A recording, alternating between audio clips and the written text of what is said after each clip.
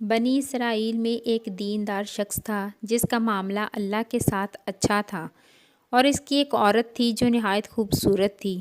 وہ دیندار شخص باہر جاتا تو گھر کا دروازہ باہر سے مقفل کر کے جاتا۔ ایک مرتبہ ایسا اتفاق ہوا کہ کسی جوان مرد سے اس کی بیوی کی آنکھ لڑ گئی۔ وہ ایک دوسرے سے محبت کرنے لگے، مگر باہمی معاملات کی بظاہر کوئی صورت نہ تھی۔ عورت نے کسی ذریعے سے باہر کے تالے کی ایک کنجی بنوا لی اور اس نوجوان کو بھجوا دی۔ اس نوجوان کا اس عورت کے پاس اس کے شوہر کی عدم موجودگی میں آنا جانا شروع ہو گیا۔ رات اور دن میں جب کبھی اس کو موقع ملتا، وہ دروازے کا تالا کھول کر اس کے پاس آ جاتا۔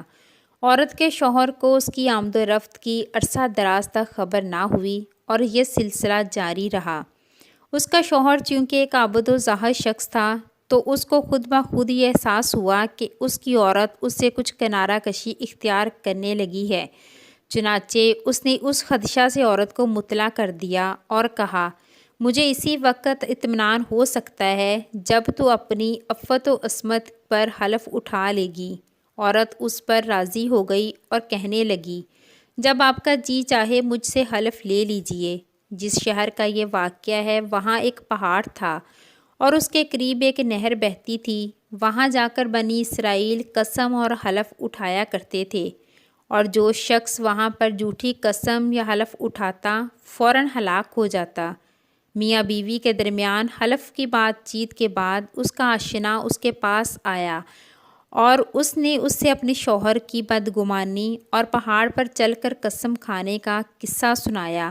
یہ سن کر وہ نوجوان پریشان ہو گیا اور کہ اب کیا کیا جائے۔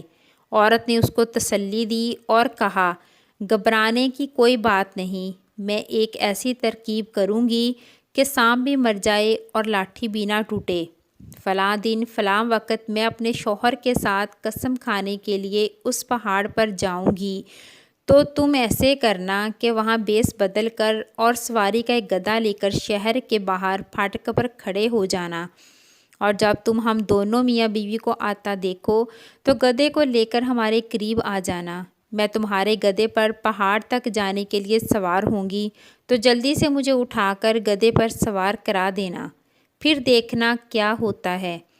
چنانچہ جب حلف اٹھانے کا دن آیا تو اس دیندار شوہر نے اپنی بیوی سے کہا کہ چلو اس پہاڑ پر چلیں تاکہ تم وعدے کے مطابق حلف اٹھا کر مجھے مطمئن کر سکو۔ یہ سن کر وہ جلدی سے کپڑے بدلے بغیر چلنے کے لیے تیار ہو گئی اور کہنے لگی، میں پیدل پہاڑ پر نہیں جا سکتی۔ شوہر نے کہا، چلو شہر کے پھاٹک پر کوئی گدھا والا کھڑا ہوگا، اس کا گدھا کرائے پر لے لیں گے۔ چنانچہ دونوں گھر سے پیدل چل دیے۔ جب شہر کے دروازے پر پہنچے تو عورت کا آشنا گدھا لیے ہوئے وہاں موجود تھا۔ اس کو دیکھتے ہی عورت نے آواز دی، اوئے گدھے والے، ہم تجھ کو نصف درہم دیں گے، کیا تو ہمیں اس پہاڑ تک پہنچا دے گا؟ وہ بولا، جی ہاں، پہنچا دوں گا، اور جلدی سے گدھا لے کر آیا اور عورت کو اپنے ہاتھوں کا سہارا دے کر گدھے پر بٹھا دیا اور روانہ ہو گئے۔ آگے آگے گدھا جا رہا تھا اور پیچھے پیچھے عورت کا شوہر اور وہ بہروپیہ گدھے والا چل رہا تھا۔ جب پہاڑ آ گیا اور گدھے سے اترنے کا وقت آیا تو عورت نے اس بہروپیے کو آواز دی کہ گدھا پکڑ اور مجھ کو اتار دے۔ وہ آنے بھی نہ پایا تھا کہ عورت خود بخود گدھے سے گر پڑی اور اس طرح گری کہ اس کا ستر بہروپیے کے سامنے کھل گیا۔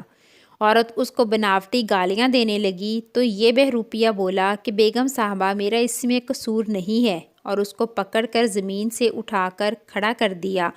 اس کے بعد وہ پہاڑ پر چڑھے اور جب اس جگہ پر پہنچے جہاں قسم کھائی جاتی تھی تو عورت نے اپنے ہاتھ سے پہاڑ کو پکڑ لیا اور شوہر کی طرف مخاطب ہو کر قسم کھا کر کہنے لگی، جب سے تمہارا اور میرا ساتھ ہوا ہے تب سے آج تک مجھے سوائے آپ کے اور اس گدھے والے کے کسی نے ہاتھ نہیں لگایا اور نہ دیکھا ہے، چونکہ یہ قسم ظاہر میں سچی تھی کہ سوائے اس کے شوہر اس بہروپیے کے کسی تیسرے شخص نے نہ اس کو چھوا تھا، اسی لیے وہ پہاڑ زور زور سے ہلنے لگا اور زمین میں دھنس گیا اور بنی اسرائیل اس کو بھول گئے۔